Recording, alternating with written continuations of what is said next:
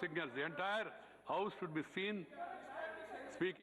पिछले वर्ष मैंने इस सदन को अवगत कराया था कि LAC के आसपास ईस्टर्न लद्दाख में कई फ्रिक्शन एरियाज बन गए हैं।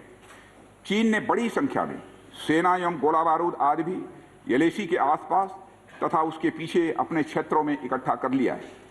हमारे सशस्त्र सेनाओं द्वारा भी भारत की सुरक्षा की दृष्टि से एडिक्वेट तथा इफेक्टिव काउंटर डिप्लॉयमेंट भी किए गए हैं।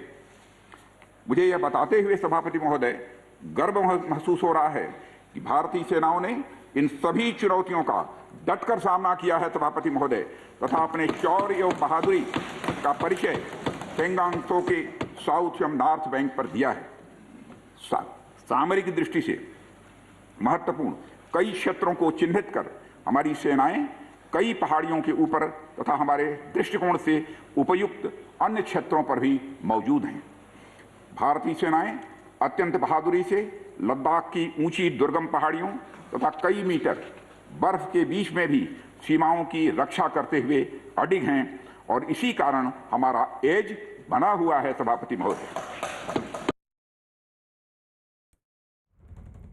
और इस वक्त हमारे साथ हमारे दो सहयोगी जुड़ चुके हैं। संदीप बोल हमारे साथ दिल्ली से लाइव हैं, तो वहीं हमारे साथ न्यूज रूम से हमारे वरिष्ठ सहयोगी अमिताभ सिन्हा भी जुड़ गए हैं। अमिताभ जी, यानी पेंगोंग लेक जिस पर लगातार विवाद चल रहा था भारत और चीन के बीच, कमांडर स्तर की बातचीत, राजनयिक स्तर पर बातचीत, अब राजनाथ सिंह ने ये बताते हुए साफ कर दिया है कि समझौता हो गया है। इसका मतलब क्या निकाला जाए? यानी उन्होंने कहा कि 8 तक अब चीन पहुंच गया है और 3 तक भारतीय सेना, यानी अब इस बीच पेट्रोलिंग नहीं होगी।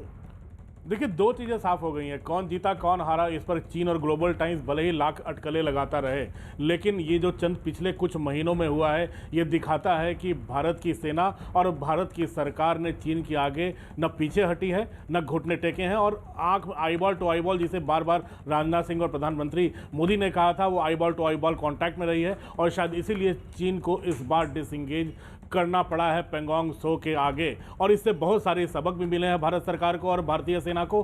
पहला जो सबसे पहले हुआ था कि ग्राउंड जीरो पर जो कमांडर हैं उनको कह दिया गया है कि आप स्थिति के अनुसार फैसला लें, आपको दिल्ली या फिर अपने कमांड को फ़ोन करने की ज़रूरत नहीं है। ये बहुत बड़ा अहम फैसला है जिसके चलते भारत की सेना का मनोबल काफ़ी बढ़ा हुआ है। दूसरा, भारत की सेना ने जिस तरह से बर्फीले पहाड़ों में इस बार तैयारी की है, चीन की सेना के सामने सतर्क रहने की, चीन के सामने सीना तान कर खड़े रहने की, वो भी एक बहुत बड़ा सबक है। और मुझे लगता है आने वाले दिनों में ये काफ़ी ये फ़ायदा होगा भारत की सेना को, जो 4000 किलोमीटर लंबी चीन के साथ सीमा है। तो ये काफ़ी फ़ायदे का रहा है डिसएंगेजमेंट, और ये दिखा रहा है कि भारत सरकार अब कम से कम एक कदम पीछे नहीं हटने वाली है। बिल्कुल, लौटेंगे आपके पास। सदन में रक्षा मंत्री ने बताया कि LAC पर तनाव कम करने के लिए भारत और चीन के बीच 9 दौर की बातचीत हुई।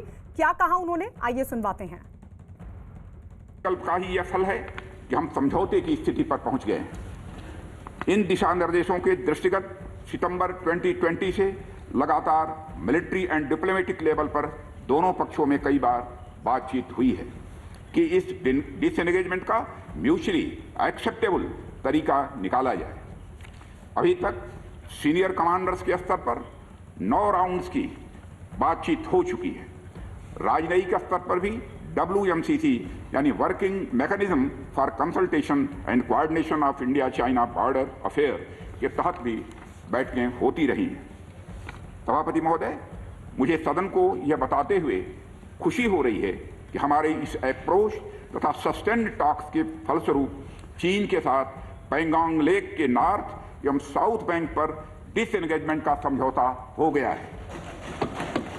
और इस बात पर भी सभापति महोदय इस बात पर भी सहमत हो गई है कि पेंगोंग लेक से पूर्व पेंगोंग लेक से पूर्ण डिसएंगेजमेंट के 48 आवर्स के अंदर सीनियर कमांडर स्तर की बातचीत हो तथा बाकी बचे हुए मुद्दों पर भी हल निकाला जाए।